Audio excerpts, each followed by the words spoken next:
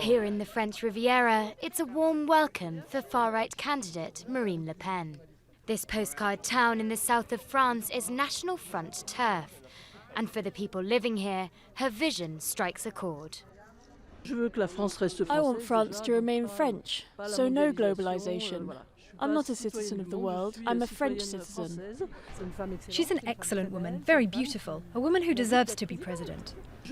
Traditionally right-leaning, the southeast of France is a stronghold for Le Pen's National Front party. They won here by a record margin in the 2015 regional elections, and with Le Pen at its helm, the anti-EU, anti-immigration party is seeking to purge itself of its historic racist image and reposition as a party of nationalists from both the left and the right. The National Front's electorate, regardless of its constituency, is much more far-reaching than it was a few years ago. I was in the National Front in the 90s, but today in the National Front you have workmen, wage earners, people that have fallen on hard times, damaged by life. You also have liberal professionals, doctors, lawyers, bailiffs, business leaders. At this town hall, one of 11 governed by the National Front, crowds gather to hear Marine Le Pen speak.